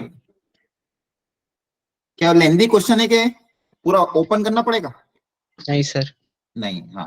अब देखो यहाँ पे चीजें बहुत आसान क्यों है, क्योंकि अगर आप आरएचएस में ध्यान से देखोगे इसका expansion x square x cube and so on, ये सब बन रहा है। एक मिनट, आवाज आ रही है, अनम्यूट कर दिया ना। हाँ, x cube and x so on बन रहा है। तो यहाँ पे अगर आपको A0, A1, A2, A3 up till A12 लाना है तो क्या करेंगे, इसमें x की वैल्यू क्या रख दो ताकि ये क्रिएट हो जाए, 1। Very good. तो ए पार्ट में LHS और RHS में x की वैल्यू हम क्या रख दें, 1 रख दें। Yes sir. x की वैल्यू अगर आप 1 रख दोगे, सॉरी x की वैल्यू 1 रख दोगे तो आपके पास LHS RHS में वो टर्म क्रिएट हो जाएगी जो मुझे चाहिए। तो यहाँ पे अगर 1 रखोगे तो LHS कितना आ जाएगा आपके पास, 1 माइनस 2 प्लस 1 की पावर 6, कितना आ रहा है, अरे 0 0 आ रहा है। Yes sir. ओके। और बी पार्ट में इवन पावर चाहिए तो x की वैल्यू क्या रखोगे, -1 फिर ऐड कर देंगे। हाँ किस में -1 रखें, अगर यहाँ पे, हाँ यहाँ पे एक बार देखो x की वैल्यू 1 रखोगे तो 1 रखने पे आपके पास क्या क्या आ गया, A0 plus A1 plus A2, सारे कोफिशिएंट आ गए, A3 1 रखने पे सारे कोफिशिएंट आ गए, कहां तक, A12 तक 0। आपको सिर्फ E1 चाहिए तो ऑड वाले हटाने, तो ऑड वाले हटाने के लिए एक बार x को क्या रख दो, -1। तो x को -1 रखोगे तो ऑड वाले सारे नेगेटिव हो जाएंगे, A0 माइनस A1 प्लस का A2 माइनस का A3 and so on up till plus का A12। अब यहाँ पे -1 रखोगे तो कितना आएगा, रख के देखना, -1 तो 1 माइनस 2 माइनस 1 ये आएगा, -2 की पावर 6, हाँ है ना। Yes sir. 2 की पावर 6 कितना होता है, 64। अब इन दोनों को क्या कर देंगे, ऐड कर Add. दें। हाँ इन दोनों को ऐड करोगे तो यहाँ पे ये ऑड वाली टर्म्स कैंसिल हो जाएगी और इवन वाली टर्म्स कितनी आ जाएगी, डबल बार। बोलो बच्चों। Yes sir. और ये हो जाएगा 64, डिवाइड बाय 2 कर देंगे तो आंसर कितना आ जाएगा, 32। ठीक है, चलो ध्यान रखना। सेम टाइप से यहाँ पे भी है, ऑड वाला पूछा है, निकाल लेना ऑड, एक बार 1 रखना, एक बार -1 करना, ऐड करके डिवाइड बाय 2 कर देना। क्लियर है, यस सर। ओके ठीक है। तो आज देखो पहला लेक्चर था इसलिए थोड़ा बेसिक से लिया है, ठीक है। कल जो होगा, कल अब चीजें थोड़ी आगे बढ़ेगी, उसमें binomial theorem for any index, अगर n कुछ और हुआ, फ्रैक्शन में हुआ तो कैसे करना है, मिडिल टर्म के क्वेश्चन आज बेसिकली आज मेंस लेवल कवर किया अपन ने, ठीक है। अच्छा उसमें एप्लीकेशन बेस्ड क्वेश्चन में बाकी है, एप्लीकेशन बेस्ड क्वेश्चन कवर होंगे, थोड़ा सा आप प्री रीडिंग करके आना। आज मैं आपको एक डीपीपी दे दूंगा इस रिलेटेड, जो भी हमने पढ़ा उससे रिलेटेड क्वेश्चन, और कल की अगला जो भी लेक्चर होगा उसमें हम क्या कहते हैं ये कवर करेंगे कि एप्लीकेशन बेस्ड क्वेश्चन कवर करेंगे, binomial theorem for other index, मतलब n अगर फ्रैक्शन हुआ तो क्या करेंगे, और फिर उसके बाद वाले लेक्चर में मल्टीनोमियल थ्योरम कर लेंगे। ठीक, आज का लेक्चर ठीक था, यस सर। ठीक है। इसकी डीपी भी बहुत अच्छी बनी हुई है 20 क्वेश्चन की, उसको आप ट्राई करना, एक घंटा या सवा घंटे का टाइम ले लेना, एक टाइम स्लॉट में बैठ जाना, उस डीपीपी को ट्राई करने की कोशिश करना, फिर देखना उन 20 क्वेश्चन में से आपसे कितने सही हो पा रहे, तो आपका ये पूरा टॉपिक आज का रिवाइज हो जाएगा। क्लियर है सबको, और जिनको बेसिक्स में दिक्कत है तो पहले इन सॉल्व एग्जाम्पल जो आज मैंने क्लास में करा है उनको अच्छे से प्रैक्टिस करना, उसके बाद फिर डीपीपी पे जाना। और एक बार प्लानर देख लेना फिजिक्स केमिस्ट्री का भी, उसमें अगर मैथ्स का भी, उसमें अगर आपको कुछ लगता है कि सर ये टॉपिक इंक्लूड एक्सक्लूड करना है या फिर ये हमको चाहिए ये नहीं चाहिए तो आप बता देना। इसके अलावा भी और कुछ आपको रिक्वायरमेंट हो तो मैसेज ड्रॉप कर देना। Clear, clear sir. बोलो ओके। और कोई दुख दर्द हो तो बोलो। नहीं सर। नहीं सर। ठीक है, बाकी सब ठीक चल रहा है, बाकी लोगों